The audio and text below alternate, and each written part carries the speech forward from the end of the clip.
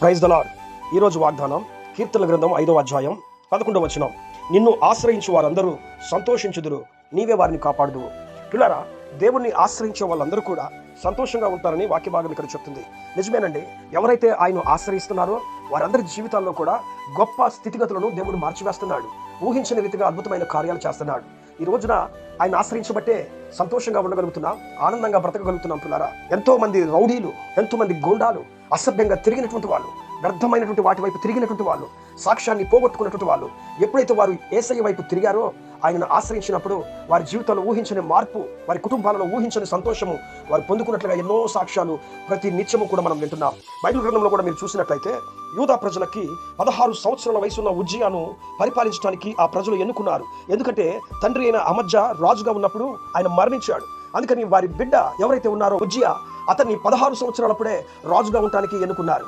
ఆ 16 సంవత్సరాల వయసులో ఉన్న బాబుకి ఏం తెలిసిద్దండి? 16 సంవత్సరాల వయసున్న ఆ బిడ్డకి ఎలా పరిపాలించాలో తెలియదు, ఏం మాట్లాడాలో తెలియదు, అసలు రాజకీయం అంటే ఏంటో కూడా తెలియదు.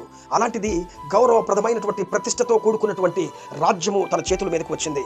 అలాంటి పరిస్థితుల్లో అతడు 52 సంవత్సరాలు ఏలాడు అని చెప్పి బైబిల్ చెప్తుంది. 2వ దినవృత్తాంతముల గ్రంథం 26వ అధ్యాయము 5వ వచనంలో దేవుని ప్రత్యక్షత విషయమందు తెలివి కలిగిన జకర్యా దినములలో అతడు దేవుని ఆశ్రయించను, అతడు యెహోవాను ఆశ్రయించినంత కాలము దేవుడు అతన్ని వర్ధిల్ల చేసును అని చెప్పి.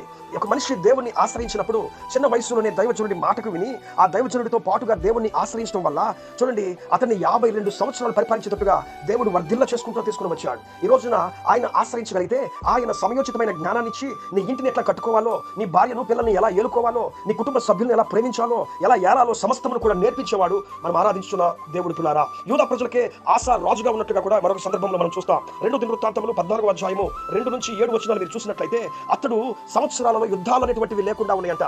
అతడు దేవుడిని ఆశ్రయించడం వల్ల 14వ అధ్యాయం 7వ వచనంలో మన దేవుడైన యెహోవాను మనం ఆశ్రయించినందున ఆయన మన చుట్టూను నెమ్మది కలుగు చేశాడని చెప్పి సాక్ష్యం ఇస్తున్నాడు. పిల్లారా, ఎంత చక్కటి విషయం చూడండి. దేవుడు నెమ్మదినిచ్చాడంట. నెమ్మది కోసం ఈ రోజున డబ్బులు ఖర్చు పెట్టే వాళ్ళు ఉన్నారు. ఆనందం కోసం, సమాధానం కోసం ఎన్నో ప్రాంతాలు వెళ్ళి డబ్బులు వేల రూపాయలు ఖర్చు పెట్టే వాళ్ళు ఉన్నారు. కానీ వాళ్ళకి నెమ్మది లేదు, సమాధానం లేదు, ఆనందం లేదు. కేవలం దేవుణ్ణి ఆశ్రయిస్తే ఆశా తన జీవితంలో తన ప్రజలందరికీ కూడా, ఆయన రాజ్యానికి మాత్రమే కాదు ఆశా కుటుంబానికి కూడా దేవుడు నెమ్మదిని కలుగు చేశాడు. ఈ రోజున వాక్యం వింటున్న ప్రియ సహోదరి సహోదరుడా, ఆయనను మీరు ఆశ్రయించండి. ఆయనను ఆశ్రయించి వారికి ఏది కుదువు లేకుండా దేవుడు సంతోషంగా ఉంచుతాడు. యేసయ్యను ఎంతో మంది ఆశ్రయించారు. యేసయ్యను ఎంతో మంది లేమిలో ఉన్న వాళ్ళు ఆశ్రయించారు, దీనస్థితిలో ఉన్న వారు ఆశ్రయించారు, ఏమండి అప్పుల్లో ఉన్న వారు ఆశ్రయించారు, అనారోగ్యంతో పదే బాధపడుతున్నటువంటి వాళ్ళు, అందరూ చేయవలసిన పరిస్థితుల్లో బాధపడుతున్నటువంటి వాళ్ళు యేసయ్యను ఆశ్రయించారు. యేసయ్య వాళ్ళందరినీ స్వస్థపరిచి వారి జీవితాలను బాగు చేసి సంతోషంగా వారి గృహానికి పంపించినట్టుగా బైబిల్లో మనం చూస్తున్నాం. ఈ రోజున అదే దేవుడు మనతో మాట్లాడుతున్నాడు. ఆయనను మీరు ఆశ్రయించండి. ఆయనను మీరు ఆశ్రయించగలిగితే ఆయన మీ జీవితాలను సంతోషభరితంగా మార్చువాడు.